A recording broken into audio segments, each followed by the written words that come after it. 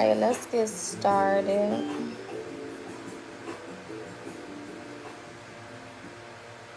Hello, my beautiful people. I hope that you all are having a great day so far. I hope that everything has been moving and shaking for your highest good.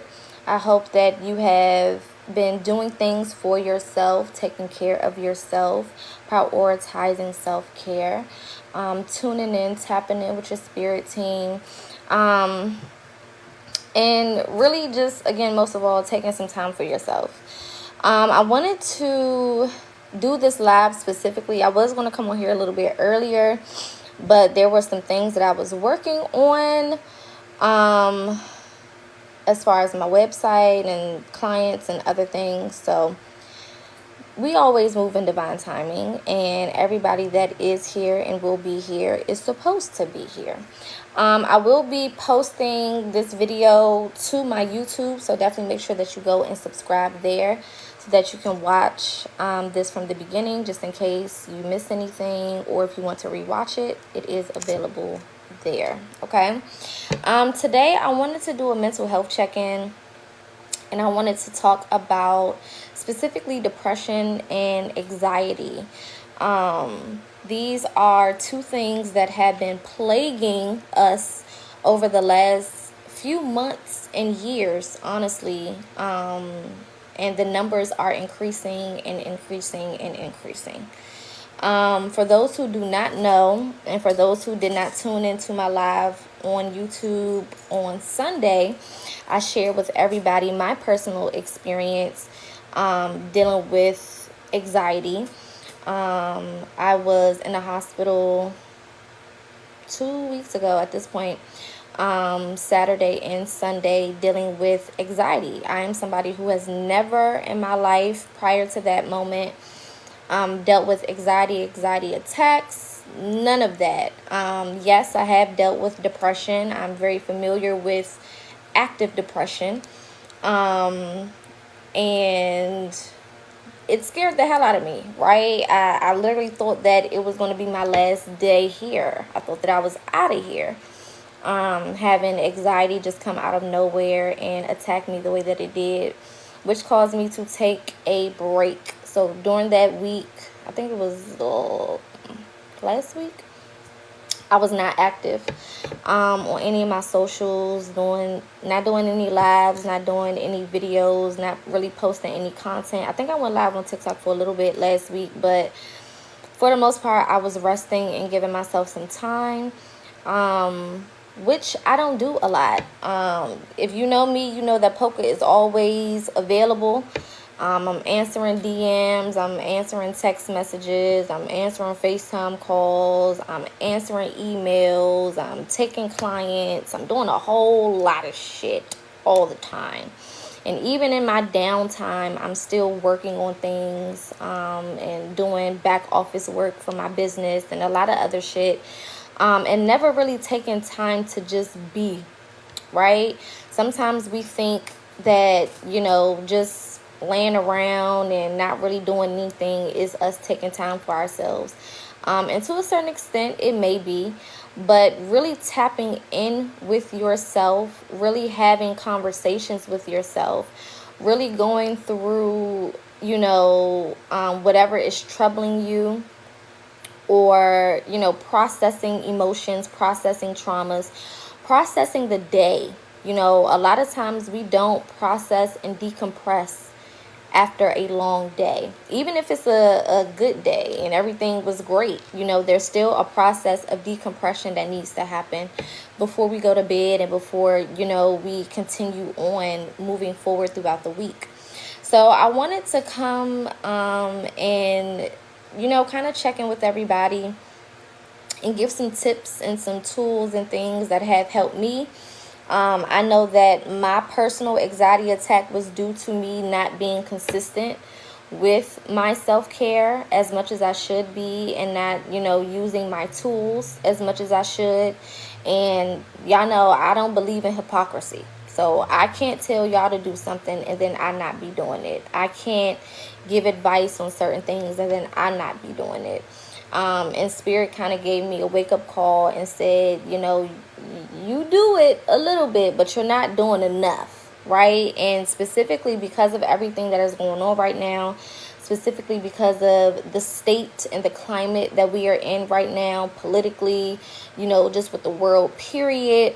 It's a lot going on, and it is a lot of energy that is being shared, that is being given, that is being exchanged throughout the day.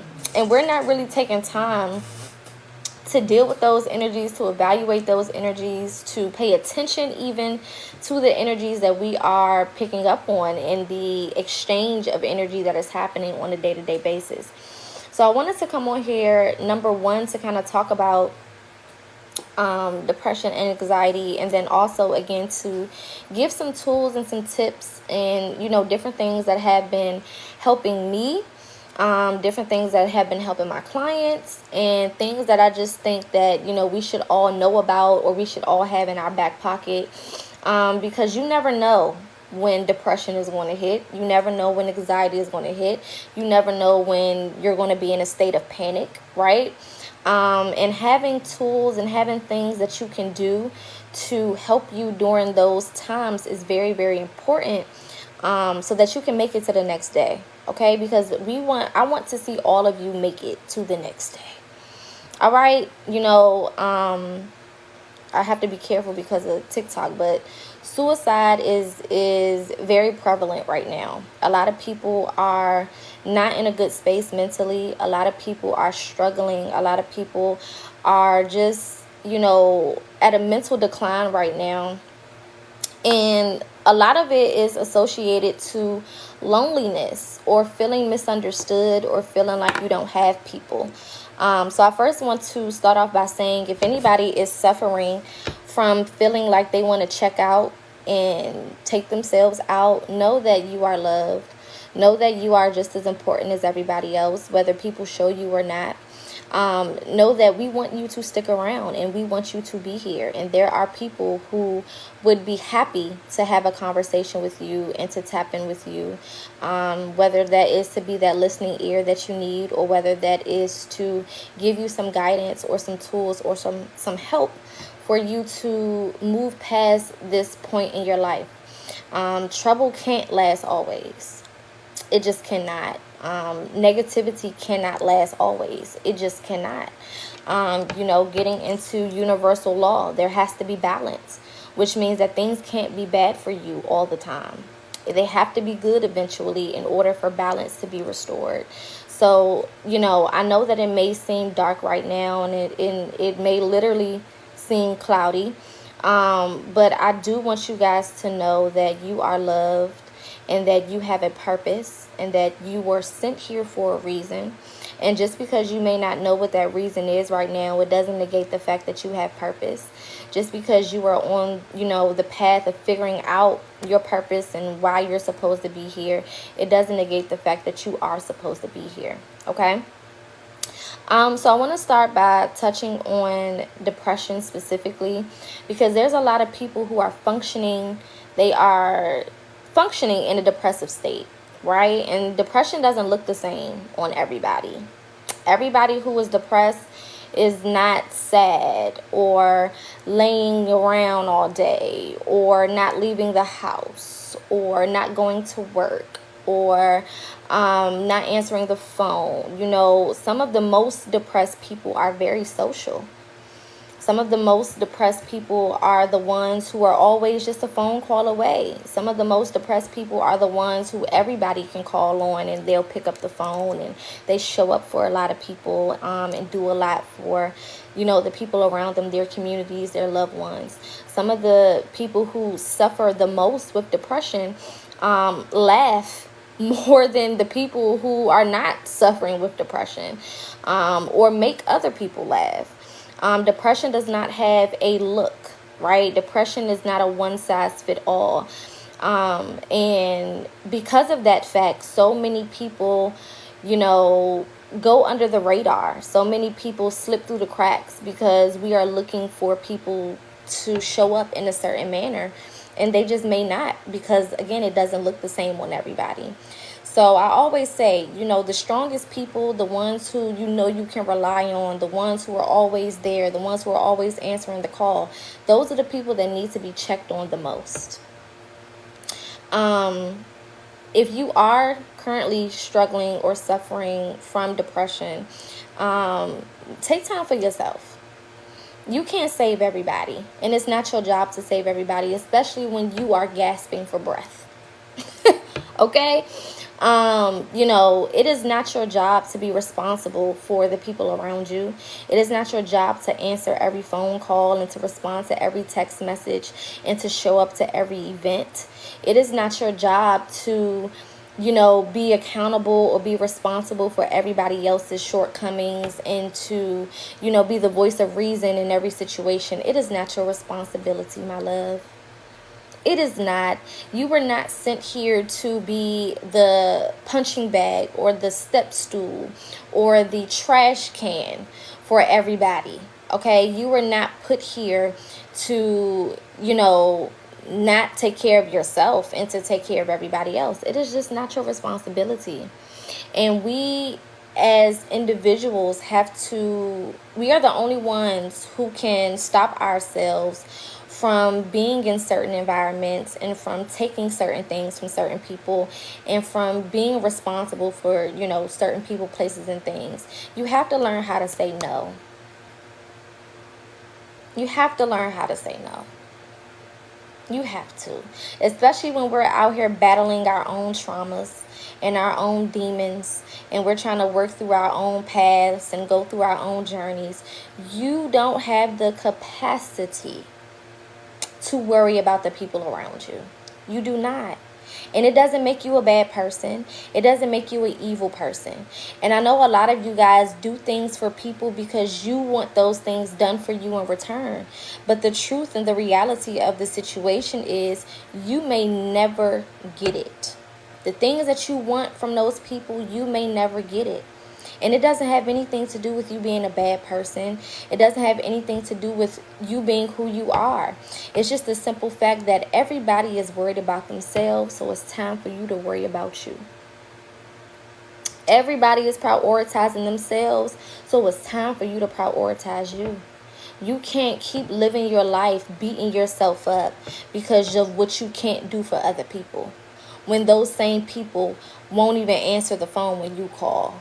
And those same people, will complain when you ask for help. You can't keep being the sacrificial lamb for the people around you. It is not your job and it is not your responsibility, especially when you're fighting for your own life. It's just not. Period. And people can feel however they feel. They can be upset. They can be disappointed. They can be angry. But I promise you they will be okay. You won't if you keep on taking on the baggage of other people. This is all about self-preservation. When you get on the airplane, and they're giving you the instructions before you take off, the one thing that they emphasize is if this plane goes down and those breathing bags deploy, put it on yourself first before you help your neighbor or before you help anybody else. Why? Because you can't help nobody if you yourself is struggling. You can't help nobody if you yourself is gasping for air. You can't be of good service to anybody until you have serviced yourself. Okay? One of the main tips that I want to give to those, whether you're suffering with anxiety or depression, is make sure that you're getting some sunlight. Make sure that you're getting some sunlight. Okay? And I know it's hot, especially, here in the U.S. and the southern states specifically, and all over right now it's hot, but specifically in the southern states, I know it's hot, okay? But you got to get outside and get that sun. You got to get your vitamin D.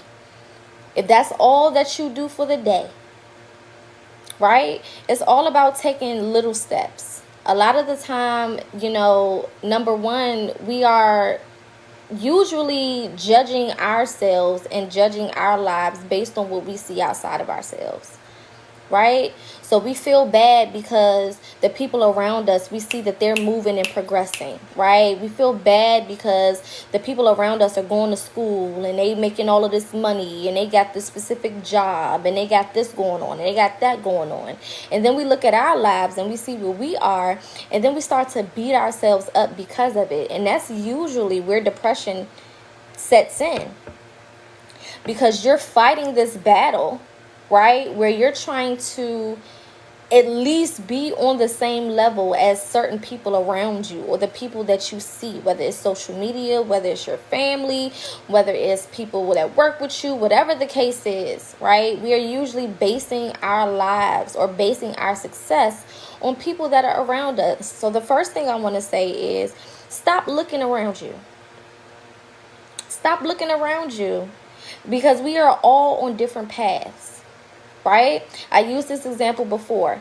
When we was in school and we had to take them tests, whether it was the SAT, whether it was the state test, whatever it was, right? We would all have the same questions, but they would be in different orders. And they did that on purpose so that you can't look at the person beside you, right, and copy off of them. It was a reason for that. Yes, we're being tested on the same things. Yes, we have all of the same questions. Yes, you know, we have to have the same answers to a certain extent, or we have to respond in a specific way, right?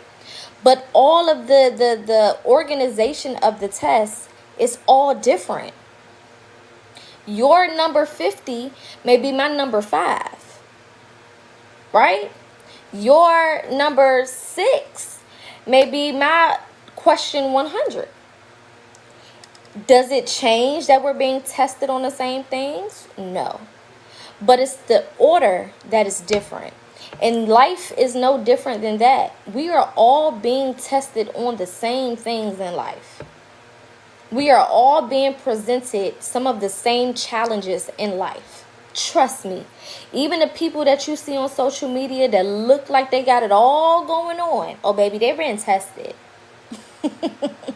Right now, social media is a myth.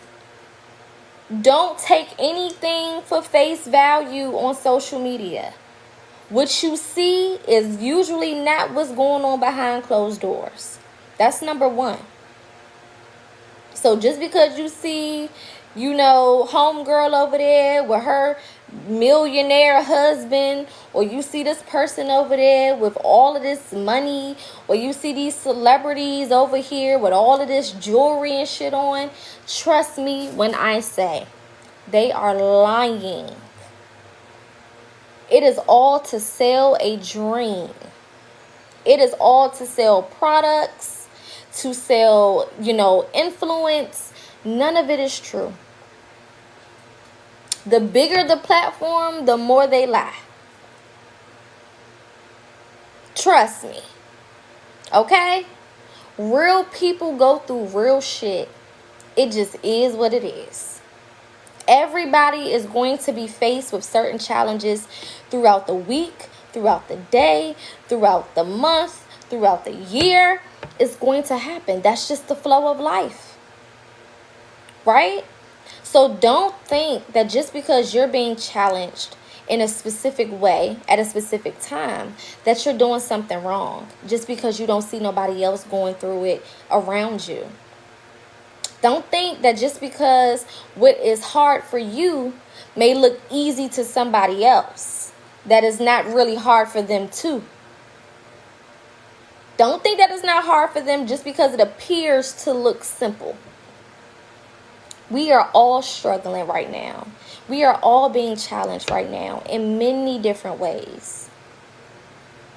Okay? Social media is a scam. The way that people present themselves on here is a scam. Everybody wants to have the illusion of living this big, beautiful, amazing life with no problems and no issues.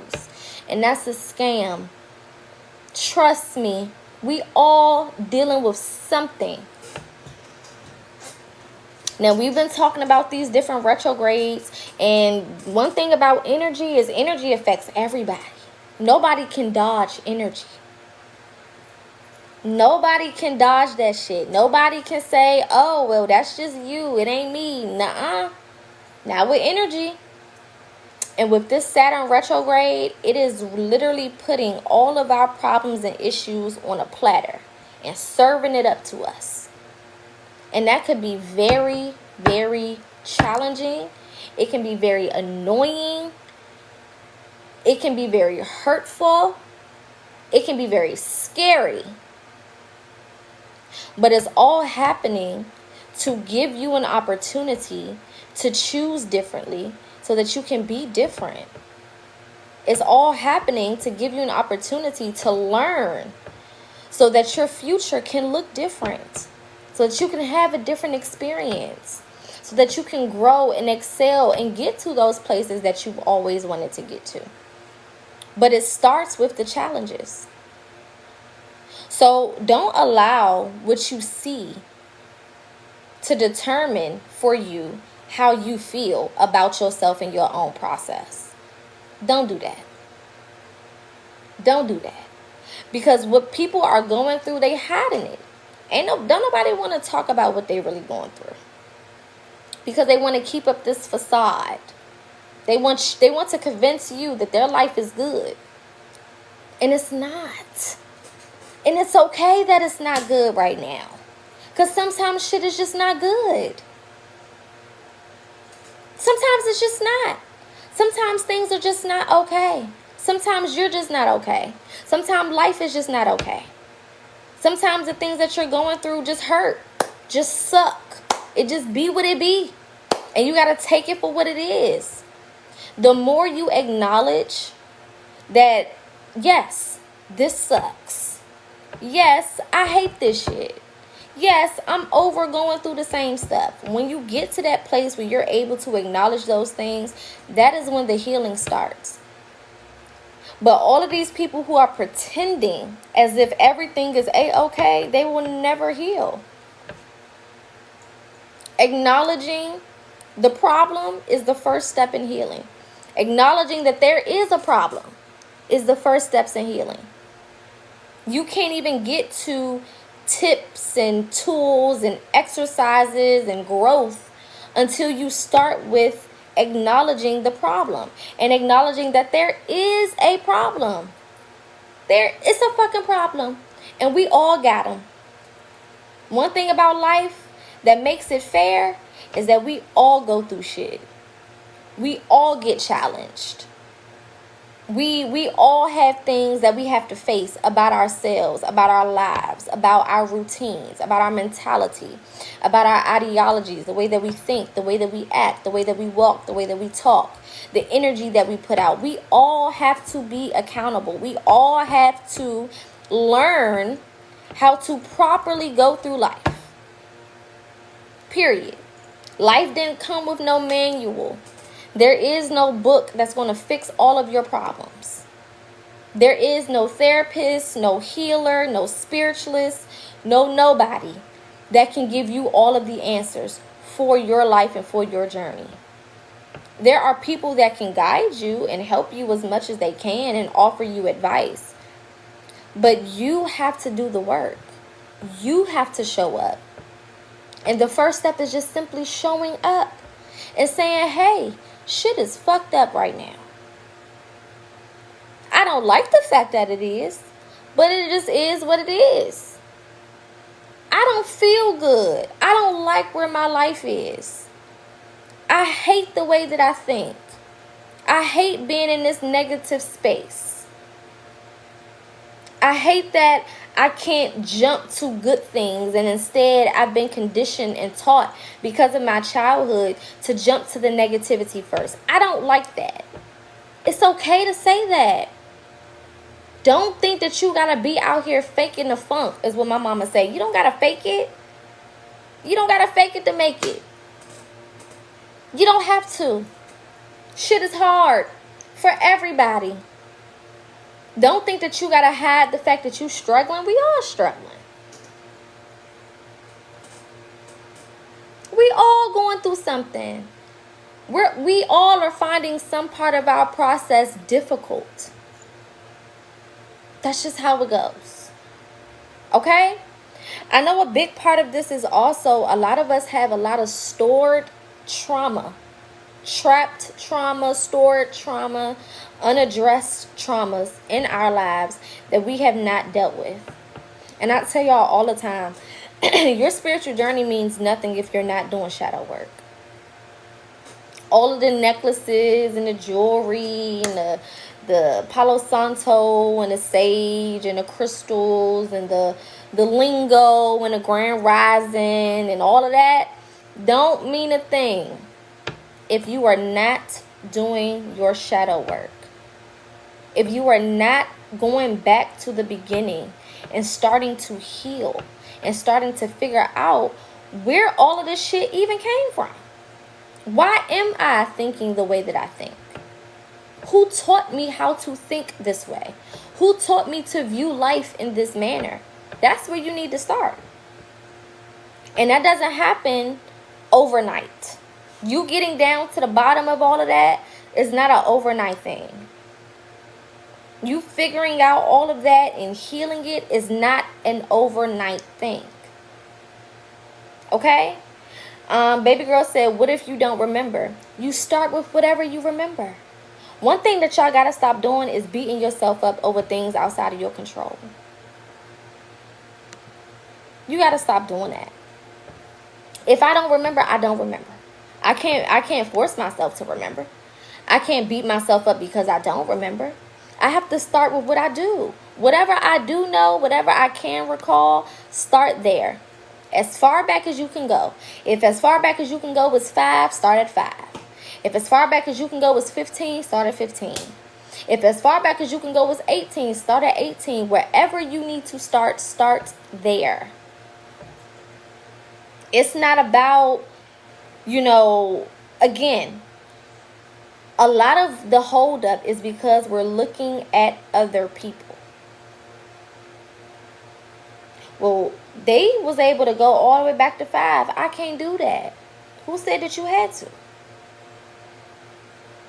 Right? The minute I take my eyes off of my test, I've lost. I failed. And we do that all the time.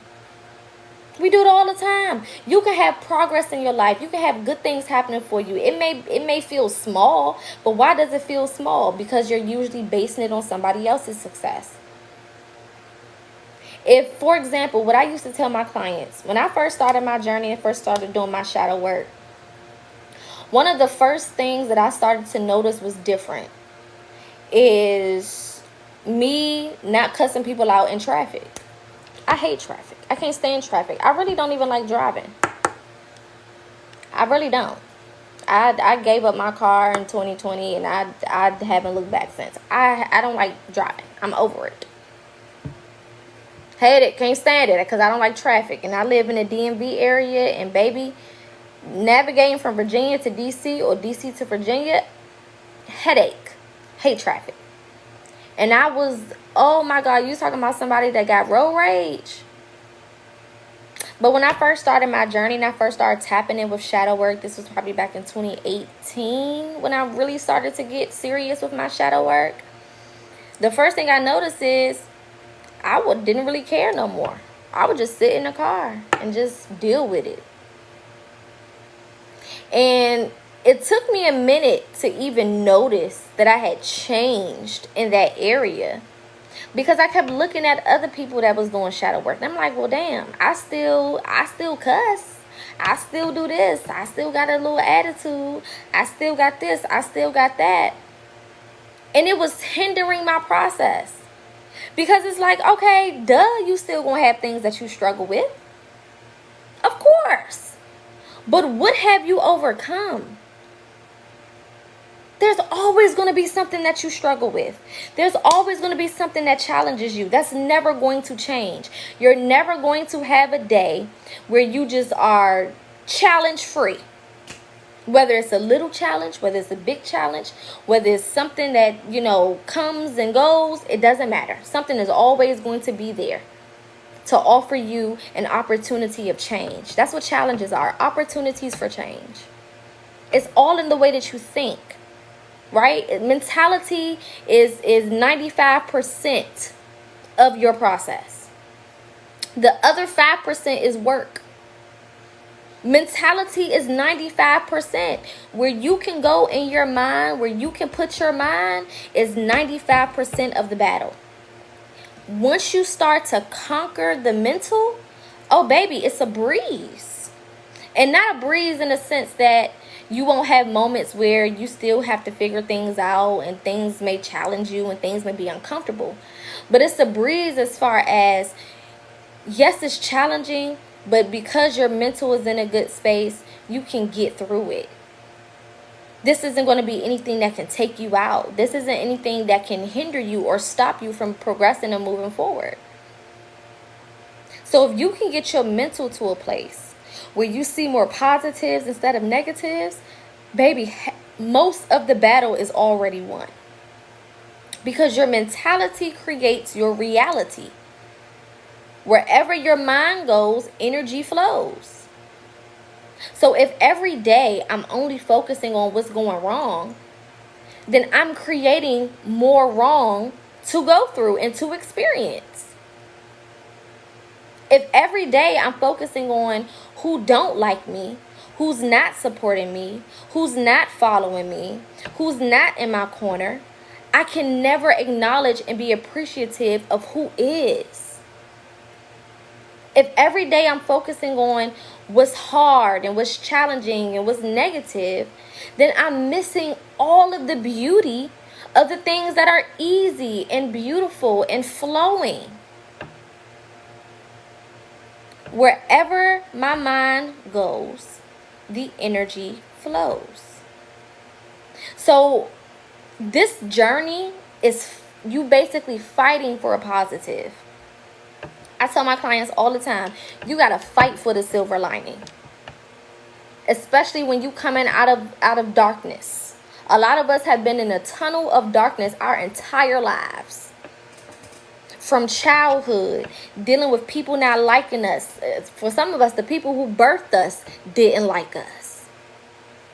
The people who were a part of our developmental stages didn't even care for us. Didn't see the potential in us. Didn't advocate for us, didn't speak up for us, didn't protect us, didn't acknowledge us in any type of way, shape, or form, didn't support us. So we're coming out of energies that were stagnant, that were negative, that were dark. So the answer to getting out of that is not more darkness, it's not more negativity. You got to do the opposite. What is the opposite of negative? What is the opposite of dark? That's where you gotta go to get out of that. If I continue with the mentality of negativity, if I continue with the mentality of pain and heartache and hurt, that's all that my life will be. That's the only experience that I will have. That's the only things in my life that I will be able to recognize. But if I start to force myself to see the positive in any situation. So for example, you could be driving in your car and somebody cut you off. Right? And you probably like, Poca, what the fuck is positive about that? I could have gotten in a car accident. I could have died. This could have happened. That could have happened. This could have happened. That could have happened. They also could have cut you off because maybe miles ahead, you would have been in an accident potentially, had not you slowed down. Maybe they cut you off because maybe something was about to happen and this was your spirit team's way of getting your attention real fast. Who knows? But if we can make up negatives, then we can make up positives. If we can create negative scenarios, then we can fantasize positive scenarios too. The ability to visualize doesn't mean everything has to be negative. The ability to visualize means that I can create whatever the fuck I want. The ability to create scenarios gives me the power to create whatever scenarios I want, not just negativity. A lot of us were raised by people who were traumatized. So they couldn't give you no positives because they've never had it. So they instilled into you that negativity was the only way. Me personally, y'all know I'm going to always use myself as an example. And I've talked about this before. My father's mother, I lived with her and her sister, which is my great aunt, all throughout elementary school, right? And because of that, I suffered with abandonment issues because my mother had other children that she kept and she raised while I was over here with my grandma. And my father had another son that he kept and he raised while I was over here with my grandma. So I dealt with a lot of abandonment. I felt like nobody wanted me. I felt like nobody wanted to choose me. I felt like I wasn't chosen. I felt like everybody else got chosen and everybody else got shown this love and everybody else, you know, got this and got that. And I was just casted away to my grandmama's house by myself with these older ladies. And my grandmother is a beautiful woman. You know, a very, very nice, down-to-earth woman, very sweet, right? She's like one of the most unproblematic people I've ever met in my life. Just a sweet, little, timid, little old Southern lady. But she was very afraid of everything. She was scared of everything. I wanted to go outside and play with my friends. She'd be like, I don't know because I can't see you from the window. And what if the kidnappers get you? I mean, basic things that lady could find a way to make it negative and make it scary. Okay? And I had to be raised in that environment for at least 5 to 6 years. Right? So what do you think that did to me? It made me fearful of things that I shouldn't even be fearful of. And my grandmother had the purest intentions. She was just worried about my safety. She just wanted me to be okay. But because her approach was the way that it was, it caused me to be in this constant state of fear and anxiety. Right? Even though I was this unapologetic child that, you know, really would do anything, YOLO. Okay, I was a YOLO type of kid. Still in the back of my head, there were certain things that I was just afraid of. There were certain things that just scared me, right? And I would have never associated my fear of basic things to my grandmother had not I went back and done my shadow work. And when I had to sit there and realize, okay, why am I afraid to do this? Why am I afraid to step out on faith and go for my business? Why am I afraid to, you know, travel out of the country? Why am I afraid to, you know, take on this job in this position, you know, even though I may not have the book smarts for it, but I have the intelligence to learn? Why am I afraid to do this? Why am I afraid to do that? And I just thought something was wrong with me.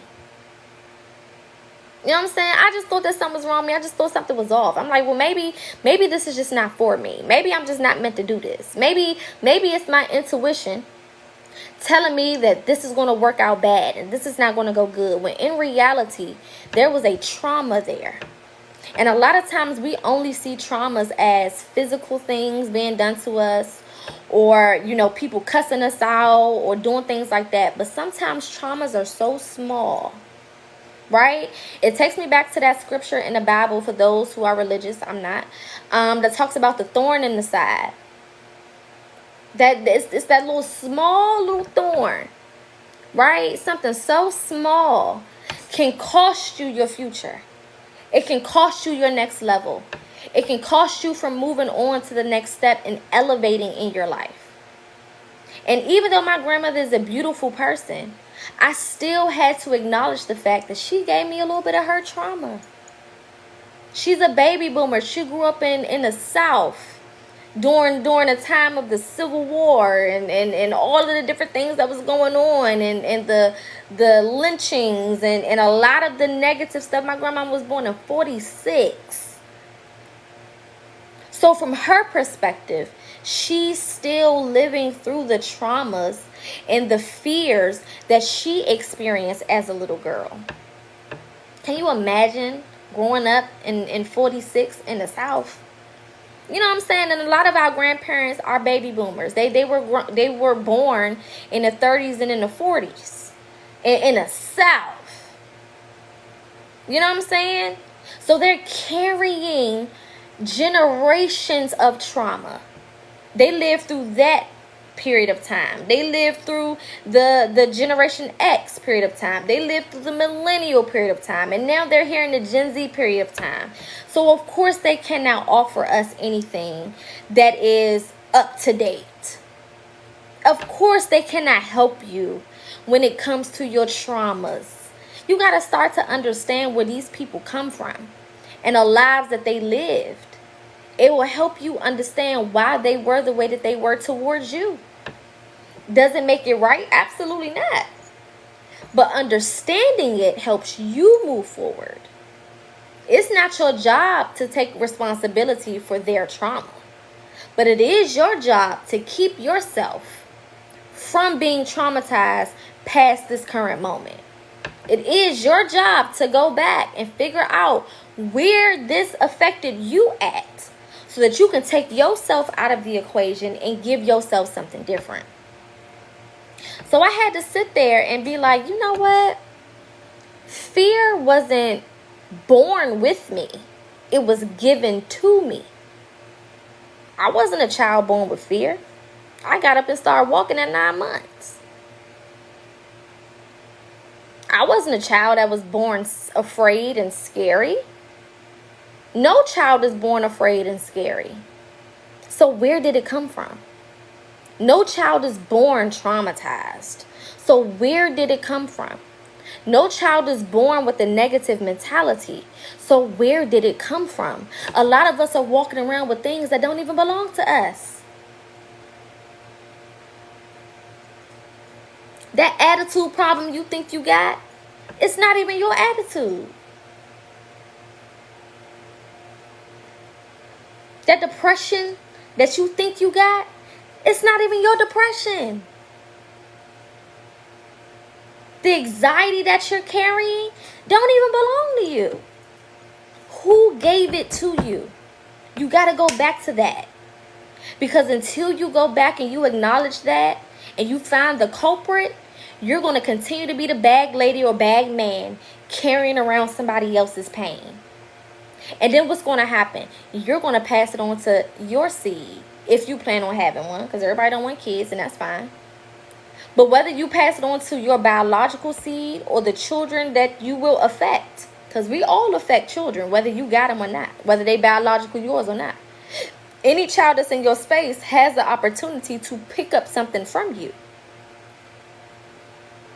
So this becomes a thing that is bigger than us. Healing becomes something that is bigger than you. Because the people in your space will be affected by who you are.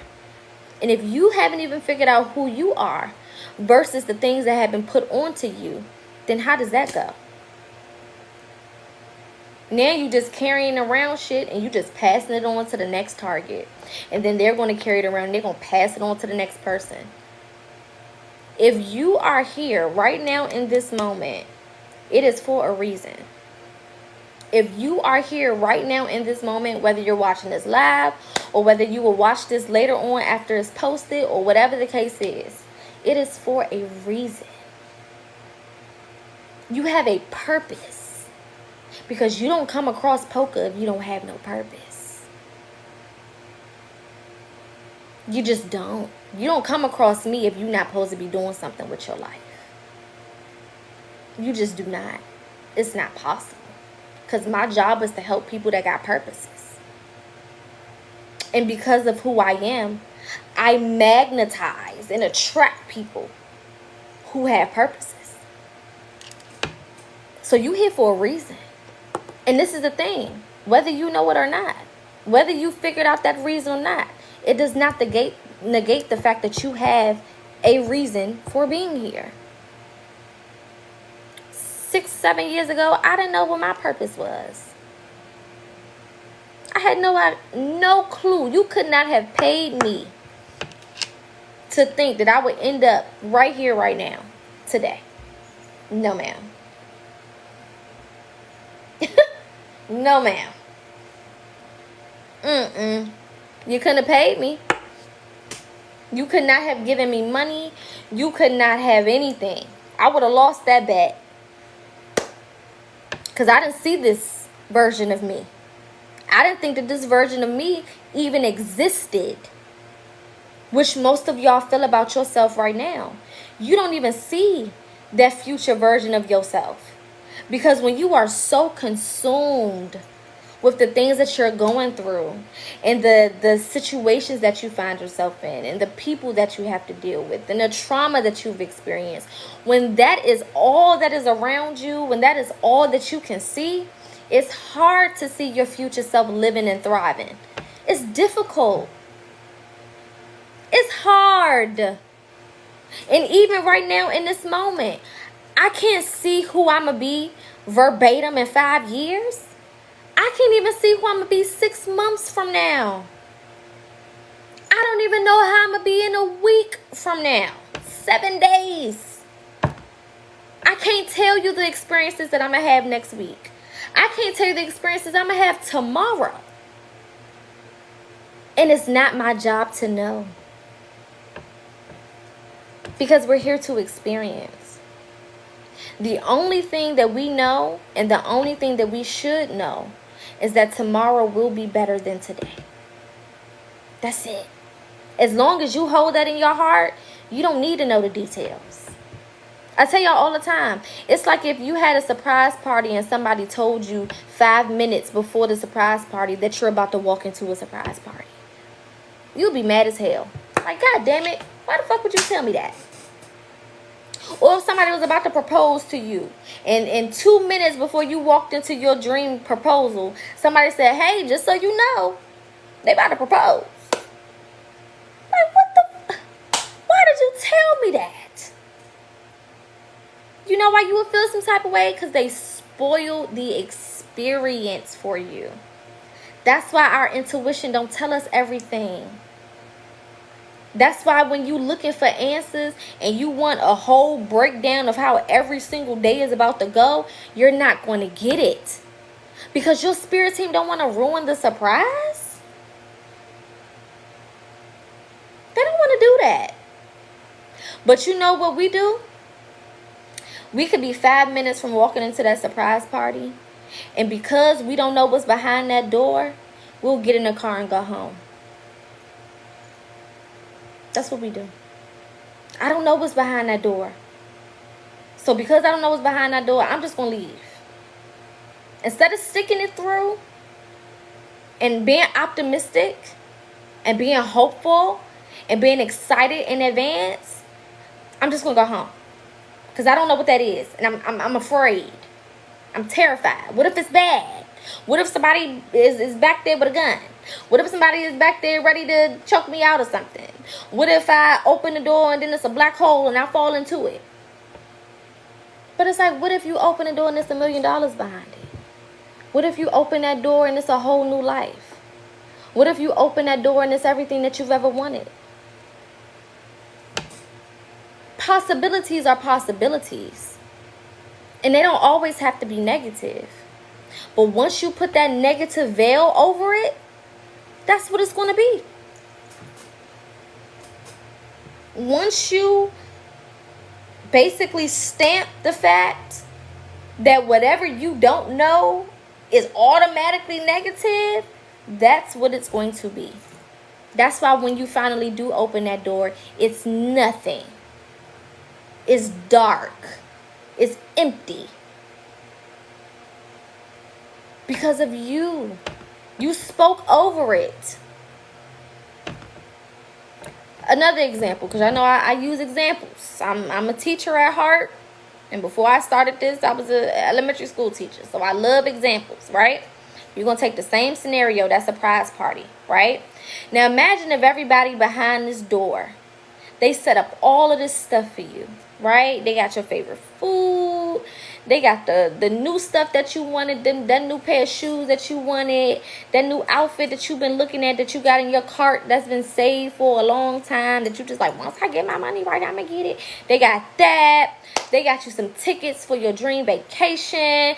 They got your dream car or your dream house. Whatever you want is behind that door.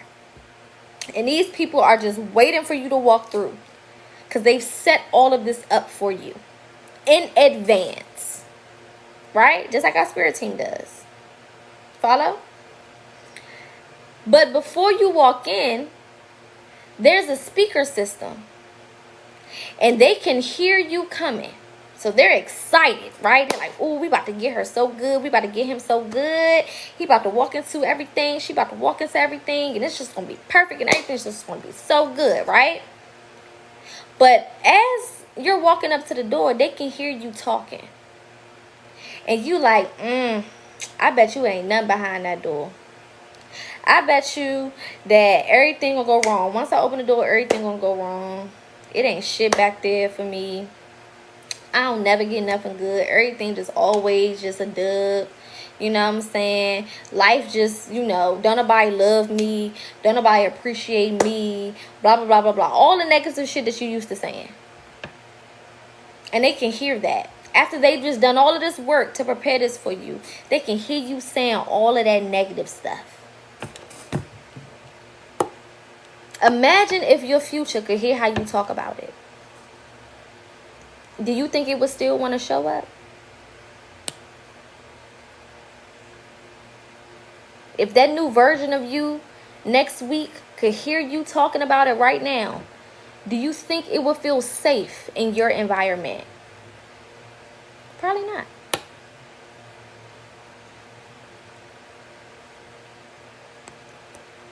Sometimes you just got to think like that. If my future could hear me talking right now, would it want to stick around for me?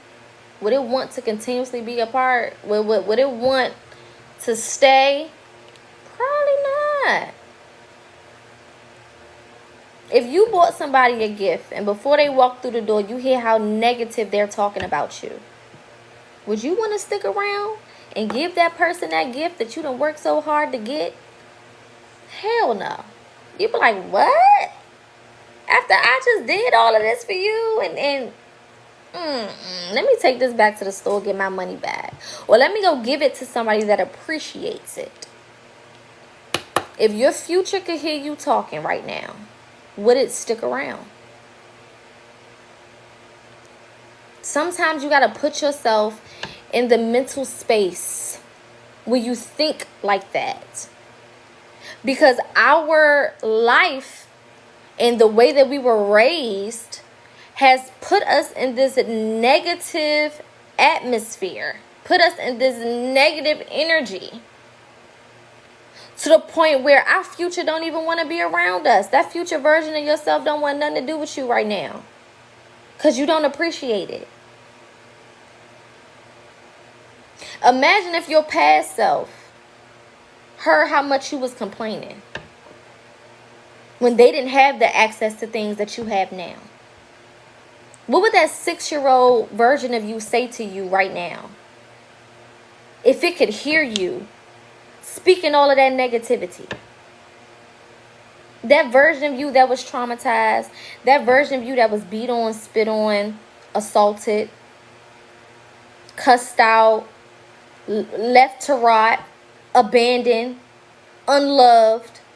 What would they think of you right now with you wasting all of this good energy? With you wasting all of these, all of these people that can help you, all of these tools, all of these gems. What would your old self say to you? The version of you that didn't have none of this, the version of you that didn't even know that this shit was possible, would they be proud of you right now?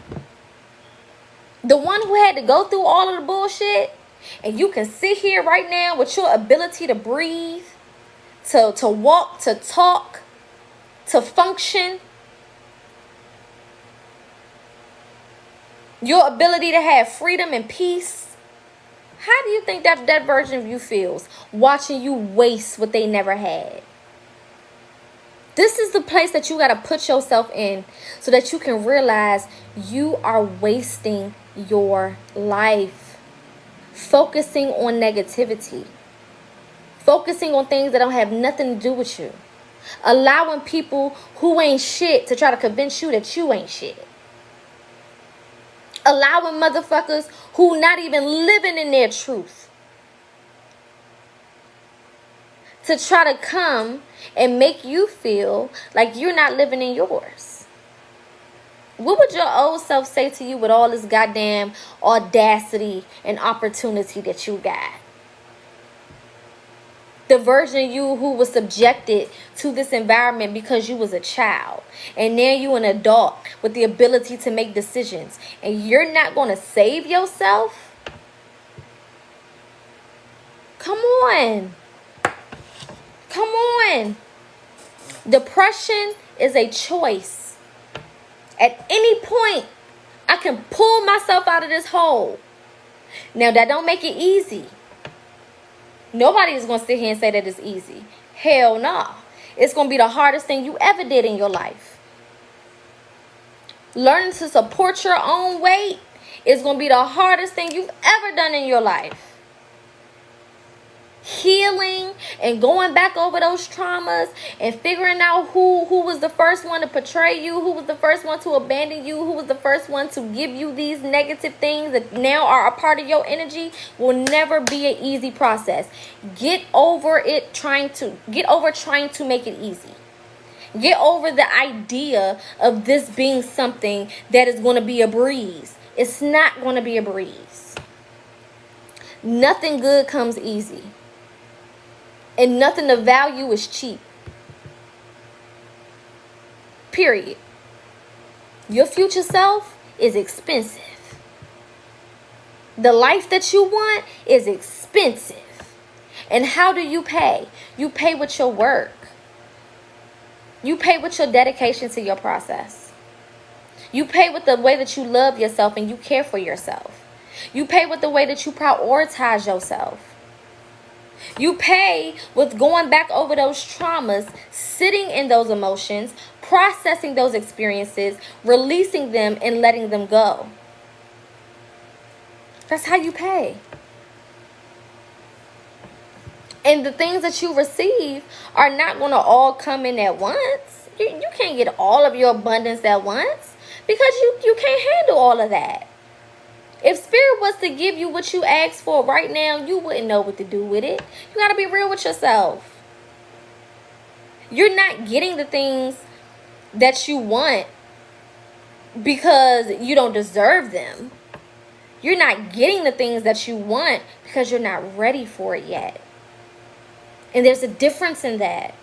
One is negative and one is positive. I deserve all good things. But am I ready for them? Can I take care of them?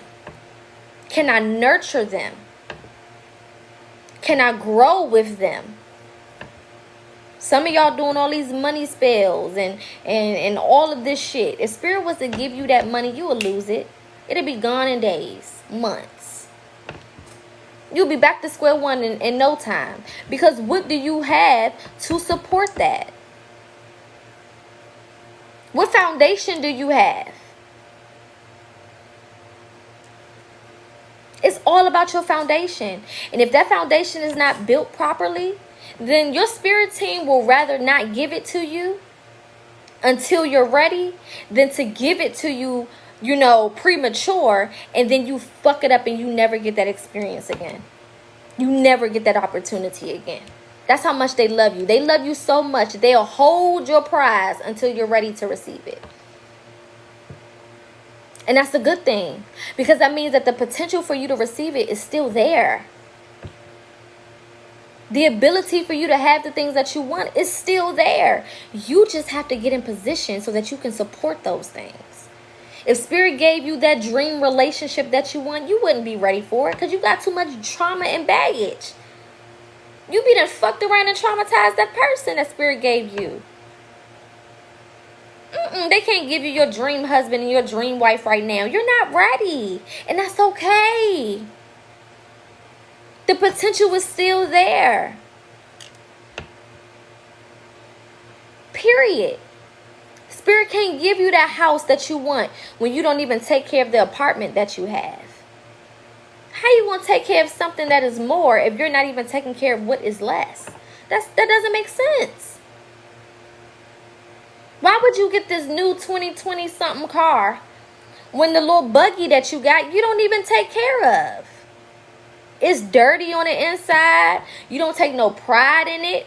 You don't drive it like you proud to be in something. Why would they give you something better? Why would Spirit give you and introduce you to your soul tribe when you're not even good in being an individual first? Before we get two, you got to have one. If you can't even be one, then why would you be good with two? How can you stand up and be a part of that tribe and have these people around you that are on this high vibration when you're down here? How does that make sense? This is why self-work comes first. Worrying about yourself, prioritizing yourself. For some people, it may feel selfish. But the only people that's going to think that you are selfish because you're taking time for yourself are people who benefit from you not caring about yourself. When I know that I can get over on you and I can take money from you and I can get your energy and I can get your time and I can get your attention, why would I want you to heal and be better? That means that I'm not going to get your money, your time, your attention, and your energy no more. So, of course, I'm not going to push you to be better. Of course, I'm not going to want you to prioritize yourself. Because if you're prioritizing yourself, then I'm not the priority. Nobody who benefits from your pain is going to help you heal or want you to heal. And look around your life. Who are the people that get an attitude and get mad when you take time for yourself? Cut their ass off. Who are the people who cause division and cause, issues and all of these things when you do for yourself and when you don't answer the phone or when you don't respond as fast? Cut their ass off. Hello?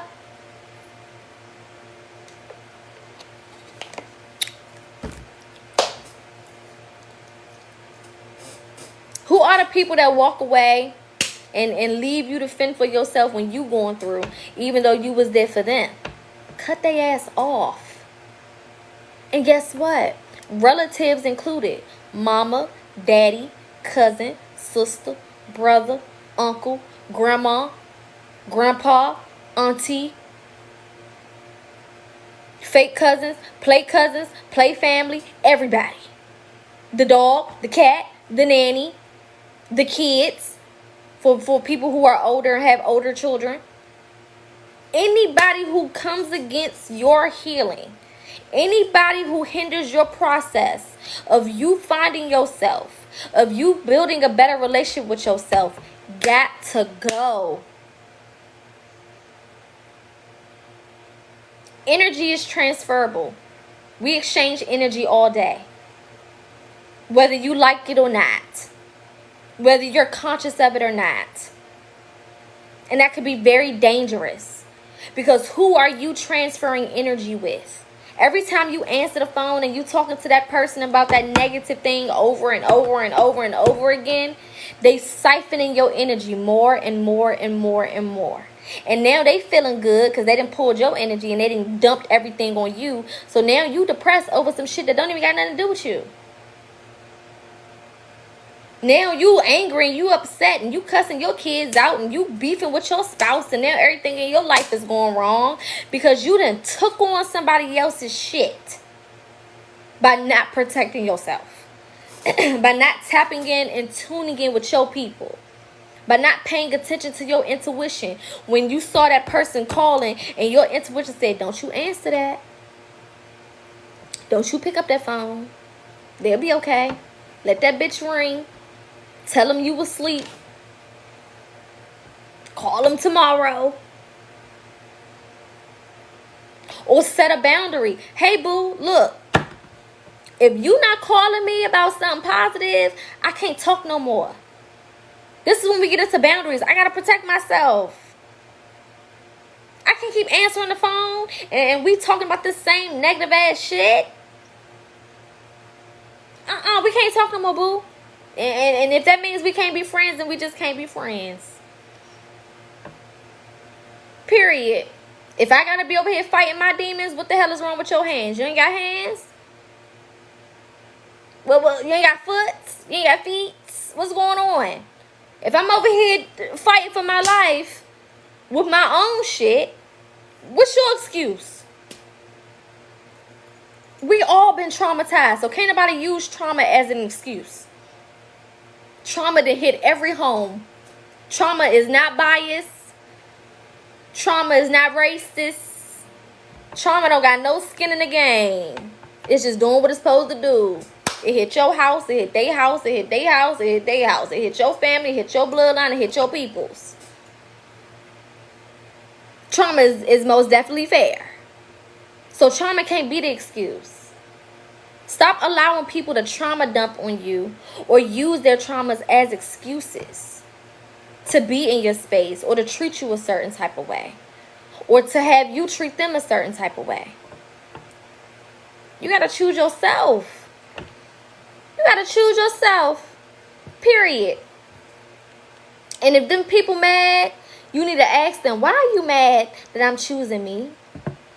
I would never be mad that you chose you. So why are you mad that I'm choosing me? Y'all gotta start asking these people questions.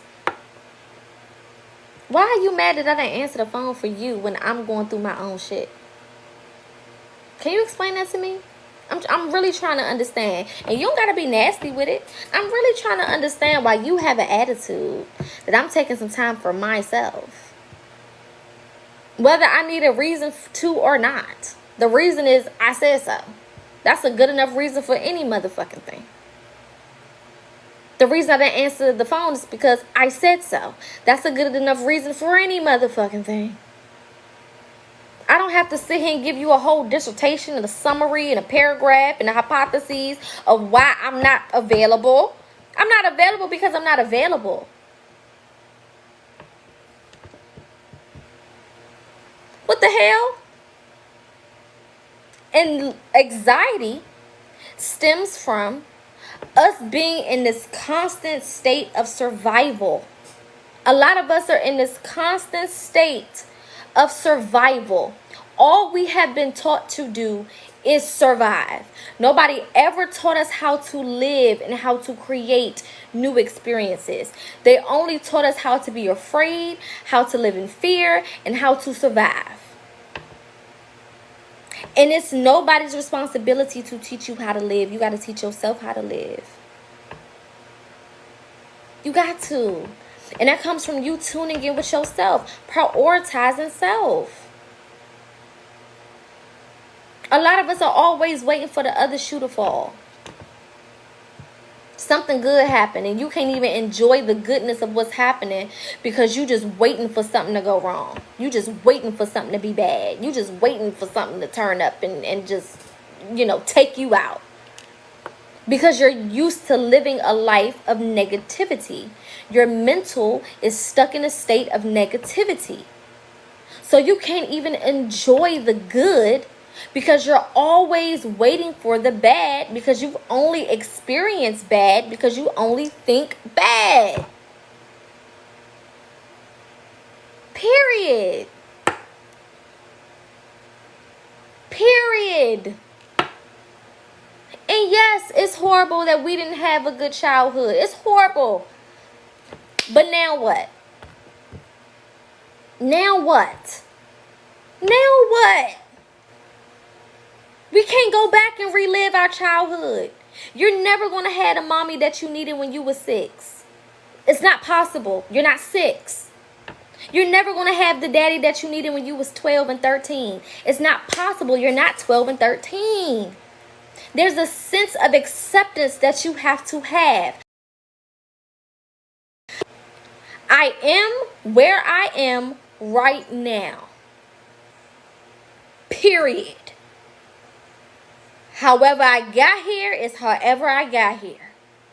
But now I got to figure out how to get from this point to the next. And I can't do that by continuously looking backwards and saying, I wish this was this way. I wish that was this way. It's never going to be. Hear me clear. It's never going to be that way. Nobody can go backwards and save you from that predator. Nobody can go backwards and stop that thing from happening to you. It has happened. You have experienced it. You have to accept it for what it is. That don't make it right. So don't think that I'm saying that. It does not make it right. It does not mean it has to feel good. But until you accept that your life has been what it has been, you can never move forward. And let me say this. Your healing is not contingent upon your mama saying sorry to you. Your healing is not contingent upon your daddy apologizing. Your healing is not contingent upon that predator or that person coming back and saying, I was wrong. Because they may never do that. And you got to learn how to heal without it. You got to learn how to move forward without that person coming and apologizing and saying sorry. You just going to have to learn how to move forward without it, because you may never get it. And you can't base your healing journey on somebody else's accountability. You cannot do it. You can't do it. 10 times out of 10, 9 times out of 10, that person will never understand it from your perspective. Because it's your perspective. It's your experience. And your experience is not validated by somebody else's approval of your experience. Your experience is still your experience, whether that person agrees or not. Your experience is still your experience, whether that person says, I'm sorry or not. So what do we do? How do we move forward from that? How do we pick up and we continue to move our lives in a positive direction? Because that person is never going to come back and say, yeah. And even if they do apologize, that apology don't fix nothing. The only thing that apology does is give you gratification. That's it. It's not going to fix the fact that you were traumatized. You still going to have trauma, whether they say sorry or not. You still traumatized. You still experience the trauma. Whether they apologize or not, whether they validate it or not, you still experience that trauma. The trauma is still going to be there. I'm sorry. I didn't mean it. I didn't know. I wasn't in my right mind. None of that is going to erase the trauma. The only thing that is going to get that trauma up out of there is you sitting in it, processing it, releasing it, and letting it go. And that can take weeks. That can take months. That can take years. It's not about how long it takes. It's about the fact that you are on the path to get it done. I want you to eliminate time from your reality. Time does not exist. There is no such thing as time. The only reason we use time is to measure things that have happened in the past. That's it. The future don't know nothing about time. Time is for the past. It don't got shit to do with the future. So eliminate that shit. I had to change my clock to military time, as y'all can see. Okay? So that I could forget sometimes what the fuck time it is. So that I can get out of this loop of looking at clocks and looking at dates and looking at this and looking at that and then looking at myself and my life and then judging it. Oh, or even your age. Your age is a part of time. Eliminate all of that shit. Be ageless if you want. Stop celebrating birthdays as far as age and just celebrate the fact that you made it another wrap around the sun. That don't have anything to do with your age. You could be appreciative and celebratory of the fact that you just made it another wrap around the sun and you don't got to bring up your age at all. All of that is conducive to time. Time does not exist when we talk about the future. That shit don't exist. That shit don't matter. It doesn't do anything. It don't do nothing. It's all about energy and frequency. Am I on the frequency of the things that I want? If I am, then I will receive it. If I'm not, I won't. It's that simple. If I'm not on the frequency to attract my soul tribe, I won't have my soul tribe. It don't have nothing to do with my age. It don't got nothing to do with the date, the time, the year, the month. It don't have nothing to do with none of that. Am I on the frequency of the thing that I want? Yes or no? If the answer is yes, then you're going to receive it. If the answer is no, then you got some work to do so that you can get on that frequency. Okay? I've written a lot of books. I have shadow work guides. I have chakra guides. I have affirmation guides. I have all types of things. Just go on my website. All available on Amazon. Everything is under $20. I have coloring books for those who deal with anxiety and things of that nature. I have a little bit of everything. I've written and composed over 30 books at this point. Different guides, notebooks, different things to help. So just check my website out. But none of that shit matters. It's all about energy. We are energetic beings. And this is why understanding who you are is also such an important part of this process. Because y'all are gods. Gods don't have nothing to do with time. Gods don't create based on time. We create based on energy and frequency. How do I change my frequency, Poca? How do I up my frequency, Poca? I got to start being more positive. How do I be more positive, Poca? I got to introduce things into my process, into my daily routine that put me in a positive mental state. Because the world around me has a job to pull me out of positivity. This realm's job is to pull you out of positivity and keep you trapped here. This is why we reincarnate. We're not supposed to stay here. This is not our home. Have you looked around this dusty, crusty motherfucker? This is not your home. That's not where you come from. You are an energetic being. You are energy, pure energy at its core. You are power personified. Literally, you are condensed sunlight. Know who you are so that you can start acting like it and commanding shit around this motherfucker. Because everything around you is listening to you 24/7. Every time you open your mouth, you are telling millions and trillions of energies around you what to do and what to bring you. So when you open your mouth and you speak negativity, you are commanding all of the forces of nature around you to bring you negativity. When you say I can't, and it's hard, and I'm stupid, and I can't do this, and this is never going to happen for me, and I ain't going to never have this, and da-da-da-da-da, and blah, blah, blah, blah, and negative, you are telling trillions of energies around you and commanding, because their job is just to listen to you. That's what you got to understand. Energy's only job is to listen to you.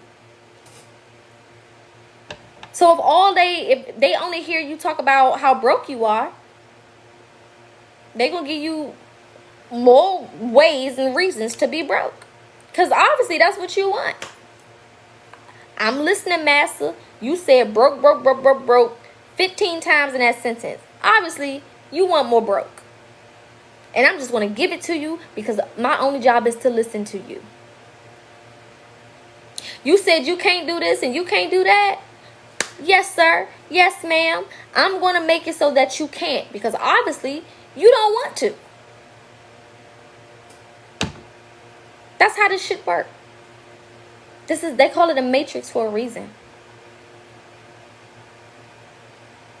Maybe some of y'all need to go back and watch the Matrix so that you can free yourself, so you can get a visual depiction of what the fuck is going on.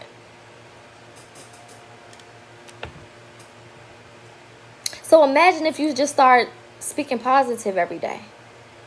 Even if shit is going wrong. Somebody cuss you out. I'm so happy and grateful that I have learned to restrain myself and not allow people's negative energies to affect me.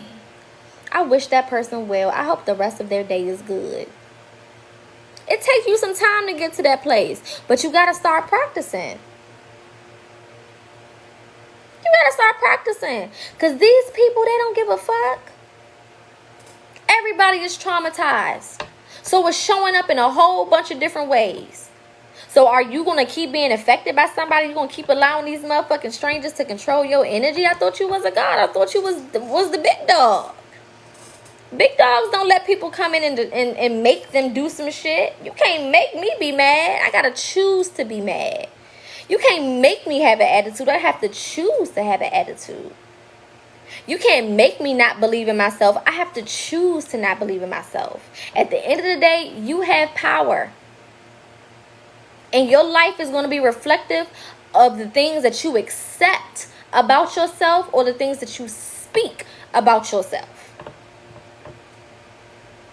So how many people are around us speaking things that are negative and we accept it? You can't just call me ugly and I think I'm ugly. I got to accept that. I have to agree with you for it to be true for me. And if I don't agree with you, it's not true for me. That's a you thing, not a me thing. You can't come and just tell me I ain't the shit. Who are you? Who the hell are you? So come and try to convince me I ain't the shit. When I am the author and the finisher of my own reality. I create everything around this house. Who are you to tell me I'm not the shit? I'm the shit as long as I say that I am. You are the main character of your story. If you start walking around this bitch like the main character of your life. Now understand I said your life. That means you can't force people to try to acknowledge you as the main character in their reality. They don't have to do that.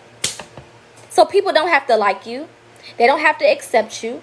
They don't have to want you around. They don't have to want to be friends with you. They don't have to do none of that. Because it's their reality. And they can make their reality whatever the fuck they want. The same way you can. The same way you can. So if you want to be the shit in your own reality, do it. Who is stopping you? Thank you, babe, for supporting the book. Who's stopping you? If you want to be the sexiest, most drop dead, beautiful, gorgeous person in your reality, be that. Who is stopping you? You. You're stopping you.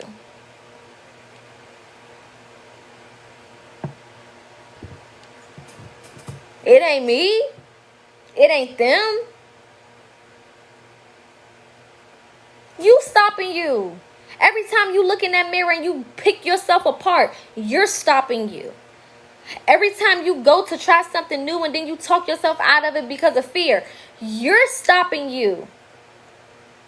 Every time you believe whatever that person said that's negative, you are stopping you.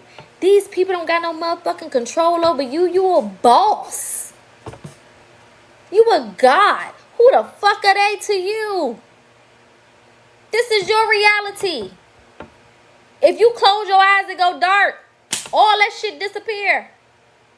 Which means they don't control the shit that you see. They don't control your reality. You control it. And until you acknowledge yourself for who you are, everybody else will dictate it for you. The same way your mama did. The same way your daddy did. The same way your granny did. The same way all them negative ass motherfuckers did from your past. When they told you wouldn't be shit. And that you're ugly. And that you don't look good. Or you just like your daddy. Or you just like this person. Or you ain't gonna have this. And you ain't gonna have that. And all the shit that they said. The only reason it affects you is because you believed it. And you accepted it as truth. Even though it is not. Who said that there's only one way to be beautiful? Who said that beauty and being pretty and being amazing and all of that shit was only, it came in one form? Who said that? Who made up this shit? Who said your black is ugly? Who said you're too dark skinned? Who said you're too light? Who said you're not smart enough, not good enough, not intelligent enough? You can't do this. Your business gonna flop. Who the fuck are these people? Who are these people to you? And do you think your spirit team sent a negative ass motherfucker like that to give you a lesson? Come on now. Come on now. I say it all the time, look at the lives of these people. Because nobody who is truly enjoying their life and in a place of peace got time to try to down you. Message. People who are living their life in a place of peace don't got time to be negative with you because they too busy enjoying the fruits of their damn labor.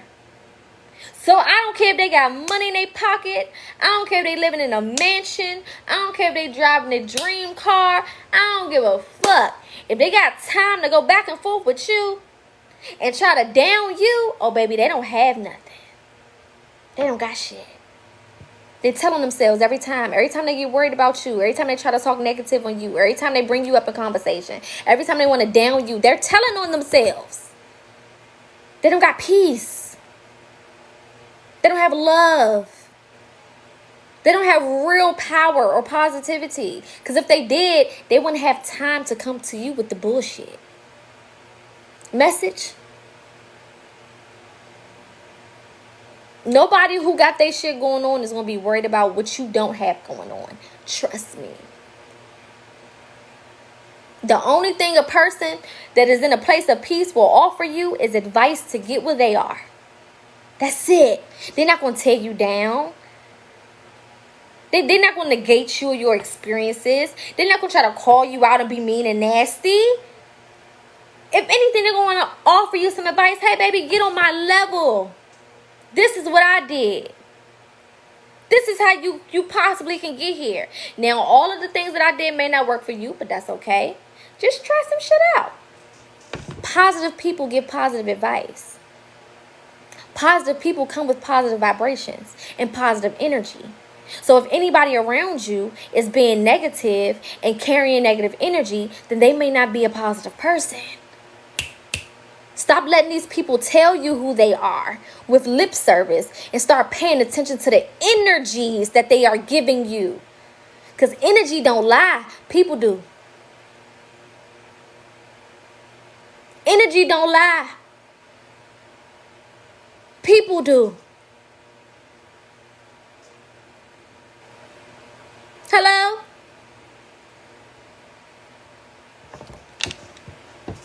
And tell them Poca said it. Now, sometimes are you going to slip up? Of course. Sometimes will you cuss a motherfucker out? Of course. Sometimes will you think a little negative thought? Of course. But when you know better, you do better. And that's all you can do. All you can do is try to be better than who you was the day before, the moment before, the second before. I don't give a fuck if you cut somebody out from here to Jablip 15 minutes ago. Right now at 7:47 Eastern Standard Time, you are a new person if you believe it. And you can carry yourself in a new way if you so choose. You don't got to start on Monday. You don't got to put it off to the new year.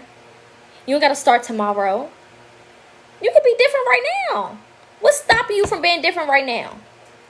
You. Because none of that other shit matters, or does it exist. Okay? Period. You got to learn and start to build that relationship with yourself, so that you can stop worrying about what the fuck is going on around you and who is around you and what they gotta say and how they feel and all of it. Fuck all that. Fuck all that. Start telling people, I only have the capacity for me right now. I can't help you. I can't heal you. I can't listen to you. I don't have a shoulder to cry on. My shoulders is broke. All right? I don't got an extra napkin in my pocket to wipe your tears. I've used them all on me.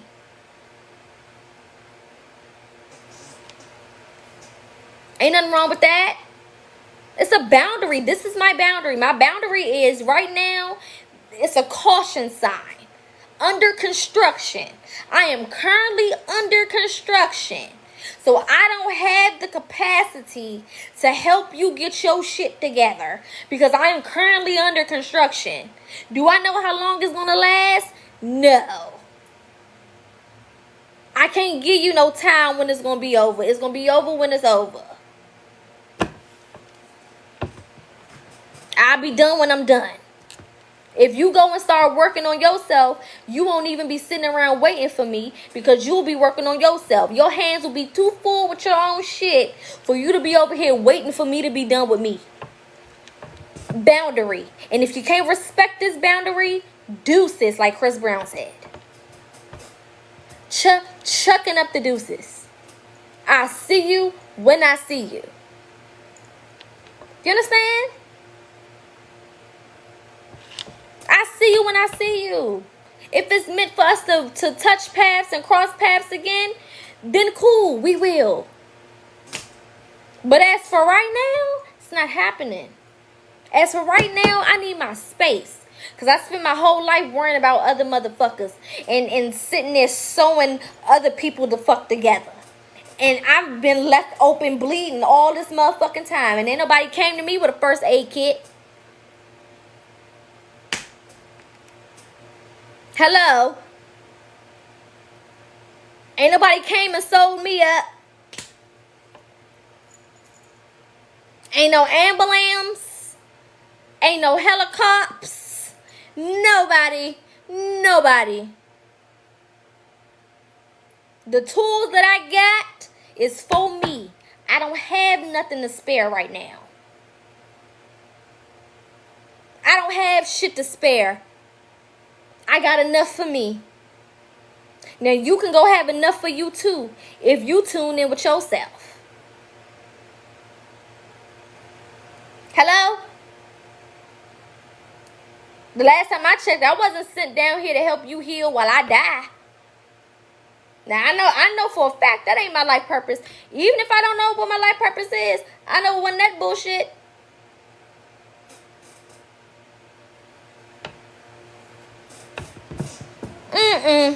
My spirit team wouldn't even have me out here trying to heal the sick and help the blind see and help the lame walk if I'm over here crippled than a motherfucker. I don't even think my spirit team would go down like that. I don't even think that they would put me in no situation like that. They care too much about me to have me out here trying to be Captain Save all the hoes while I'm suffocating.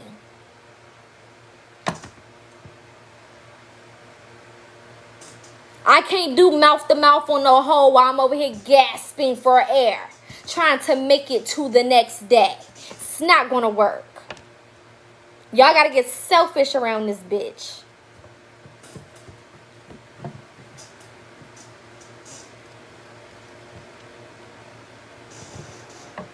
Selfish. Let them call you a name in the book. Okay, and I still ain't gonna help your ass.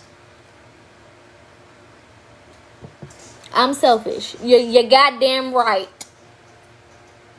You're goddamn right I am. Because when I was out here bleeding and helping you, you didn't even think twice to look back and offer me a hand. When I let you use my shoulders for you to climb over the fence, you ran. You didn't turn around and pull me the fuck up. What are we doing? And then you want to guilt trip me? Oh, but I'm your mom. Oh, but I'm your this. Oh, but I'm your that. Oh, but we've been knowing each other since we was 12. Okay, bitch. And since we was 12, what the fuck have you done for me? Since you want to bring up ages and shit, let's run the tape back. Since you want to bring up the motherfucking past, let's go review the footage. Let's see how many times you answered the phone. Let's see how many times I can ask you for money. Let's see how many times you let me sleep on your couch.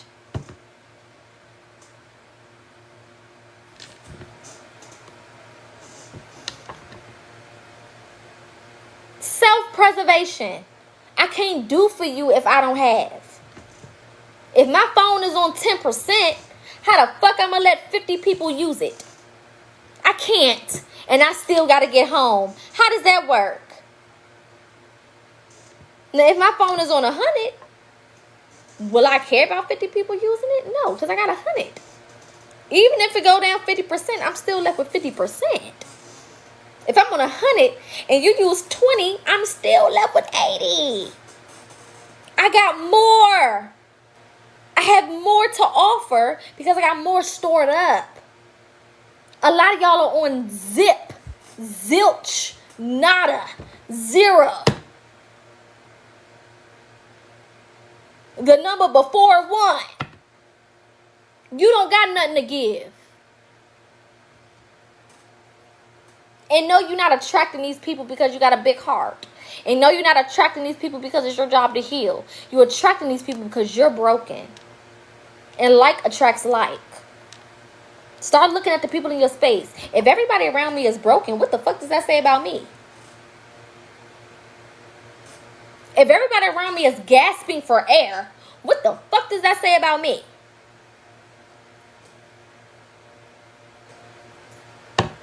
If you a cheater and you around me, and you a liar and you around me, in what ways have I cheated myself? In what ways have I lied to myself? If you an energy vampire, in what ways have I been an energy vampire to myself? Or in what ways have I given energy with nothing in return? Let me get my damn charger. Hold on.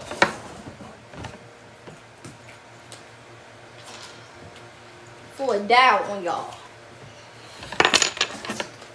Make it make sense. The hell? I'm not just attracting broken motherfuckers because I'm Captain Save all the hoes and niggas. I'm attracting broken because I am broken. It's something familiar with my energy. These people can sense. They can smell the familiarity on me. It's just like when you black and you go out and you in an all white environment and you see that one nigga and you make eye contact and you like, I got you, you got me. Because we familiar. We come from the same crop. We the same. I see you, you see me. Same thing happens with trauma. Oh, your mama abandoned you? My mama abandoned me. Energy, magnetic. Oh, you don't love yourself? Oh, I don't love myself. Energy, magnetic. This is what we call trauma bonds. And most of the people in your space are there because you have some trauma. They got the same type of trauma. And y'all done found each other. And they ain't just a little trauma community. Now we just a trauma circle. This is why when you start really healing, people start dropping like flies.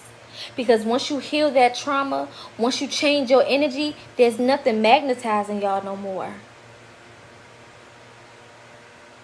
You're no longer magnetic. You're no longer pulling. It's not gonna happen. Because the energy is different. It's not gonna happen.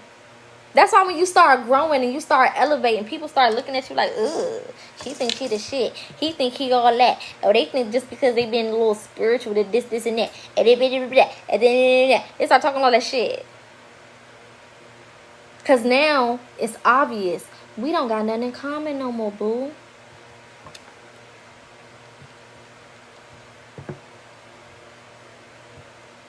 We don't got nothing in common no more. I'm not the hurt little girl that I was when I met you. And because I did my work, we don't have nothing in common no more. Which means I can't be around you. Does that mean I gotta stop loving you? No. Love knows no boundaries. Love has nothing to do with proximity. Meaning, you don't have to be close to me for me to love you. You don't gotta be cool with me for me to love you. None of that is required. I can love your ass from Japan and you being in Australia. I can love your ass from this realm and you being in another realm. Love knows no boundaries.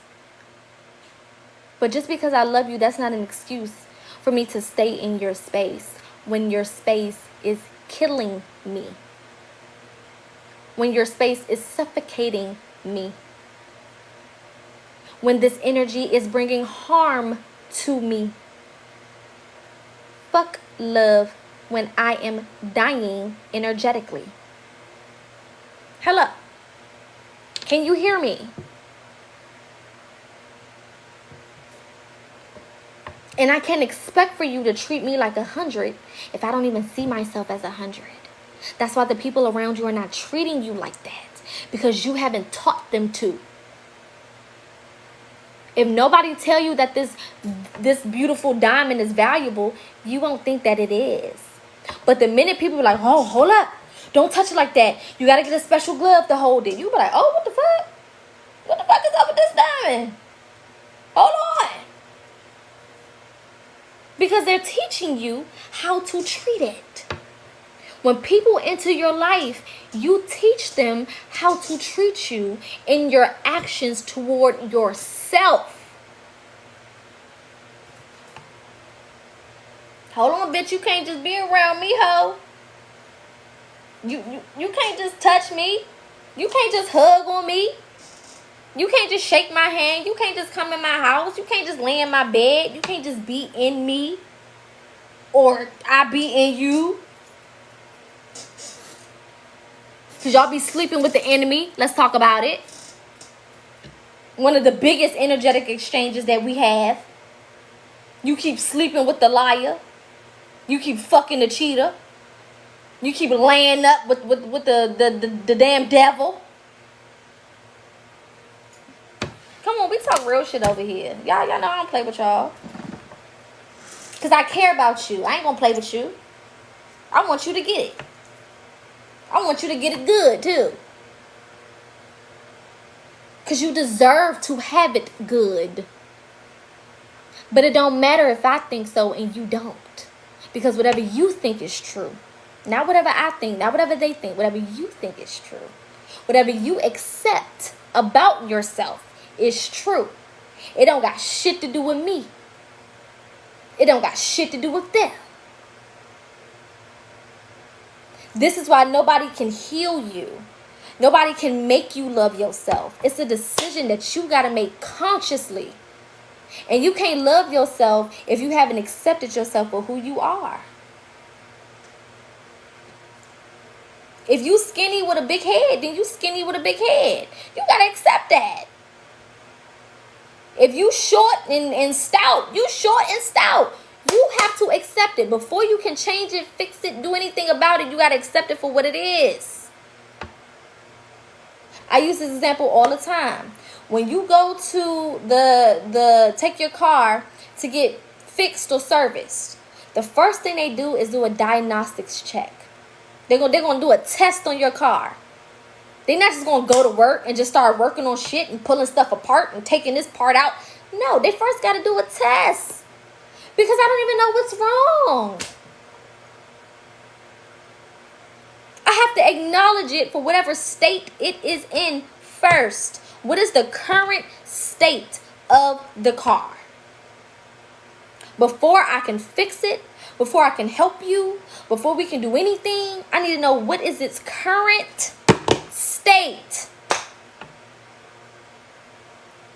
And I have to accept that state for what it is.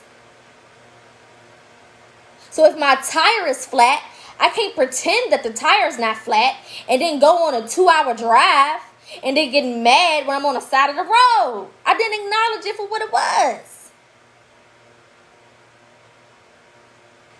So when you look in that mirror, and for my people who struggle with insecurities, for my people who struggle with, traumas based on their appearance and things of that nature, every night you need to get booty butt ass naked.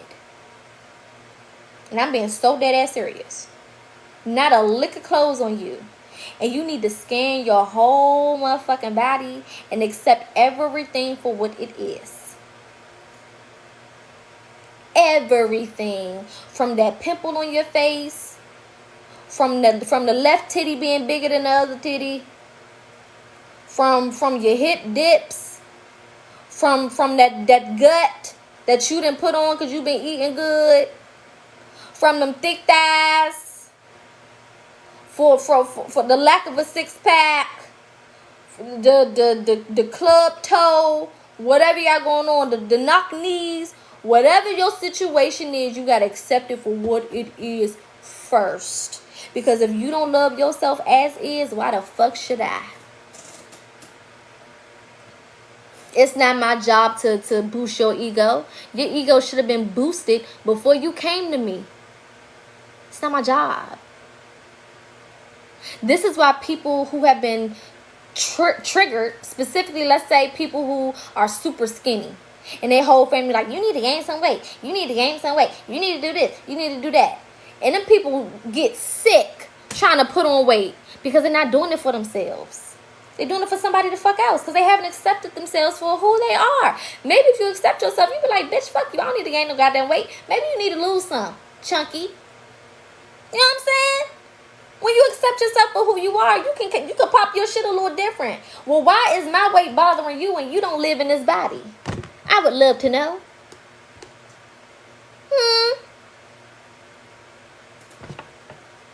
This is why people who want to lose weight, they struggle losing weight. They get on all of these supplements. They go into the gym. They're not really committed because they're not doing it for themselves. You're doing it because somebody else told you to do it. When you accept yourself for who you are, then you can sit and be like, you know what? It's not even about how big I am. It's about the fact that I'm not healthy. So let me get my health together. And then they go start working on their health, and the weight go with it. Why? Because they've accepted themselves for who they are. And they determined for themselves what the issue was. See, when you know your own issues, you have a better chance of correcting the problem. But when you let other people tell you what your issues are, you're never going to be satisfied because people's opinions change like the wind. Take it from somebody who used to be super, super petite. And my weight fluctuates throughout the year. I used to be super petite. And my whole family like, you need to put some meat on your bones. You need to do that. You need to do that. Then I gained weight. It was super thick. Stomach was sitting in my lap. And them same people told me I was too big. I said, well, what the fuck do you want from me? You wanted the girl to eat. The girl ate. Now you said the girl need to stop eating. What the fuck? Because I was living my life based on other people's opinions.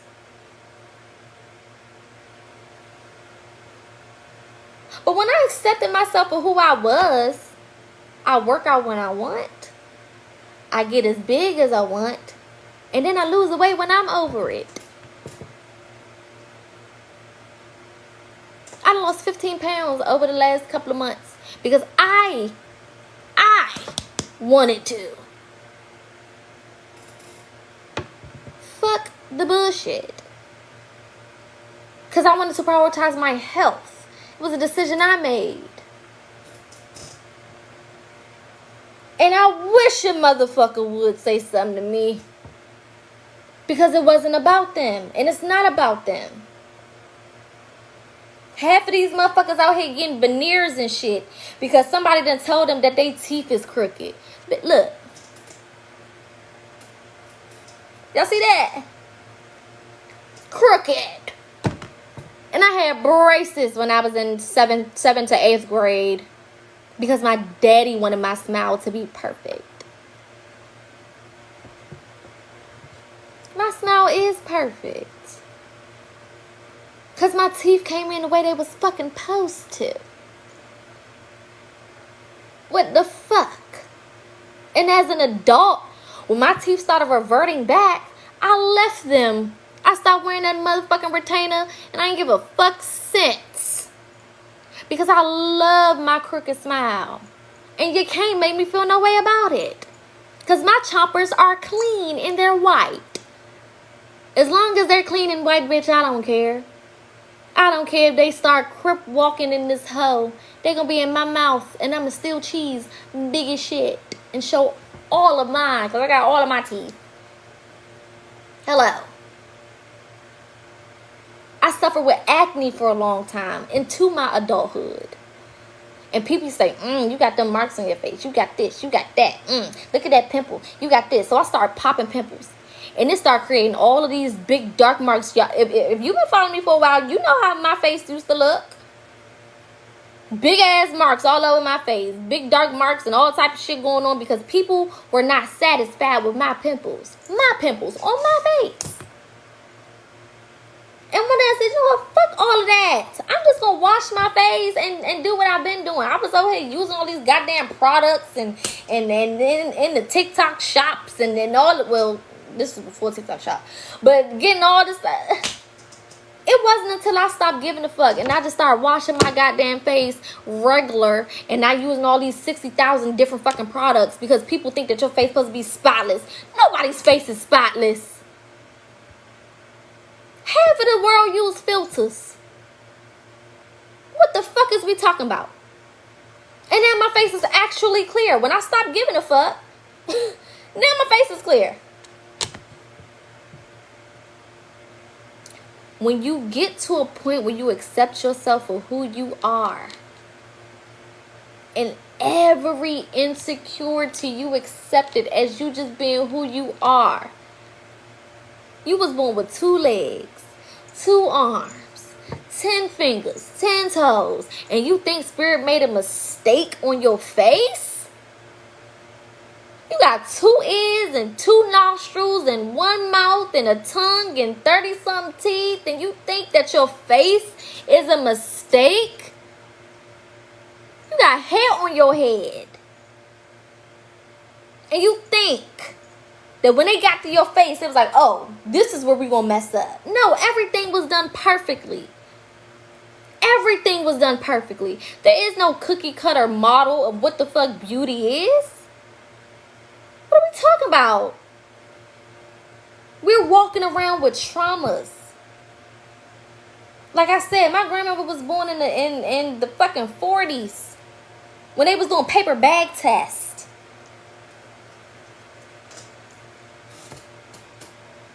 Of course, they don't think they black is beautiful. That don't mean you have to.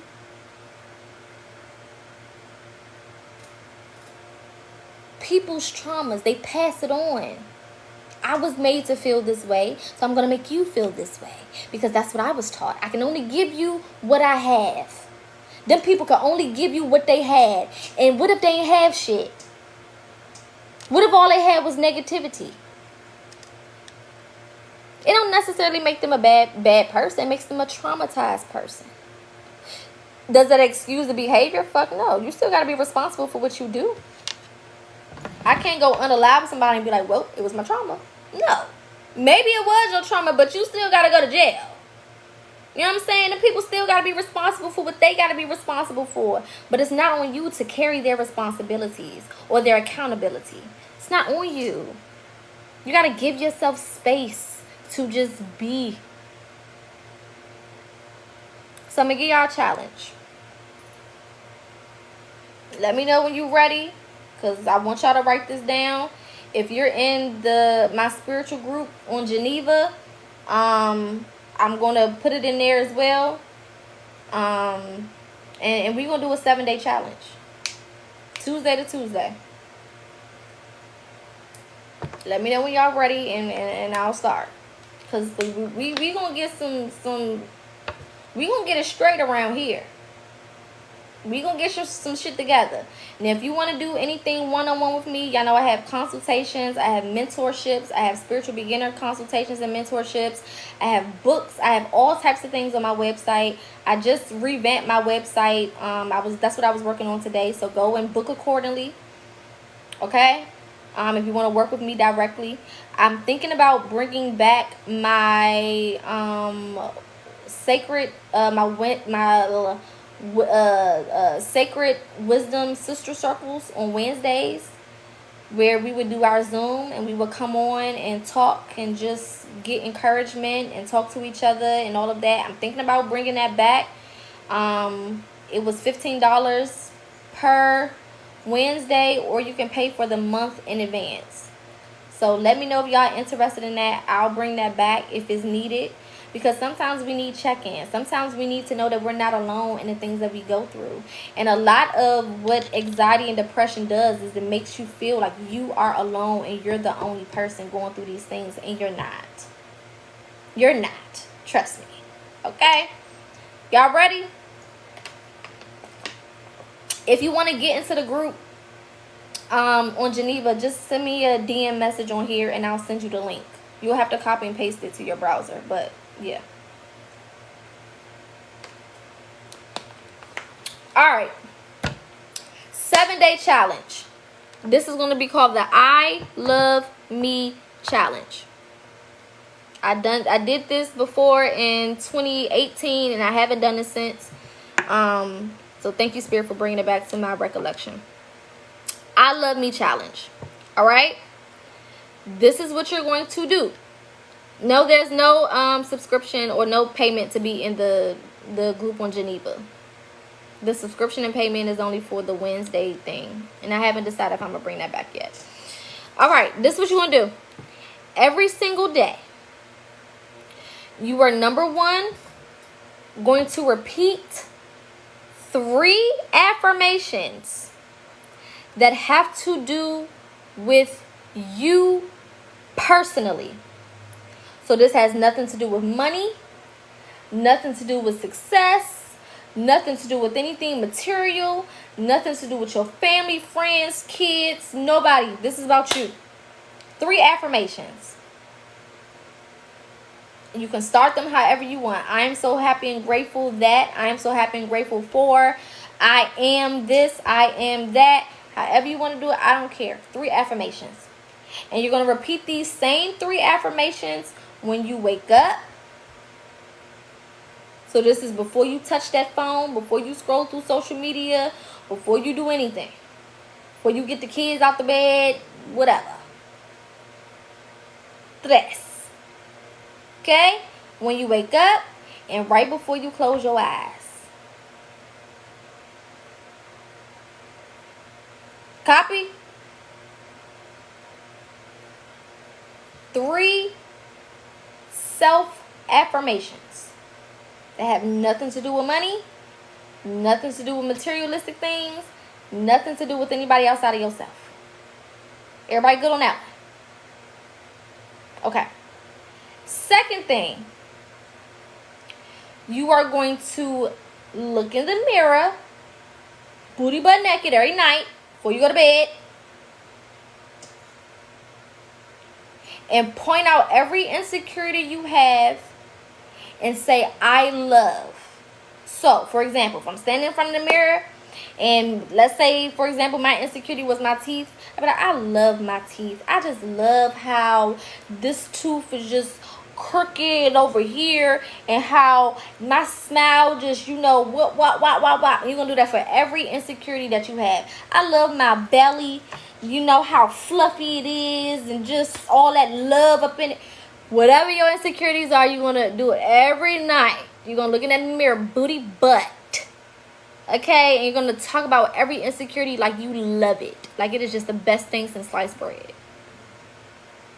Okay? Number 2. I look like my mama like this. Oh my God. Number 2. That's the second one. Okay? Third thing is over these 7 days, you're going to start a list. Whether this is a list in your phone, in your notes section, whether you got you a little booklet or whatever. And you're going to write down all of the good things that happened that day. I don't care what it is. Like somebody let me get in front of them in line today. You know, my boss gave me a compliment. I was walking down the street and this man honked his horn because he seen how my booty was in my jeans. Whatever, I don't give a fuck. Whatever you claim as positive, you're going to write all of those things down for each day. And this needs to be done at the end of your day. So, you know, so the whole day has passed and then you are basically in review of your day. You're going to write down every good thing that has happened that day. I don't care if you got to write 100 things down. I don't give a damn. You better sit there and write it all out. This starts tonight. Yes. This is starting tonight. From this Tuesday to next Tuesday. It's 8/18. Confirmation. Okay? The next thing you're going to do, and this is the last thing, you're going to decompress every night, which means get you a notebook. And you can call this your burn book. You can call this your throw it away book. You can call it your release book. You can call it your end of the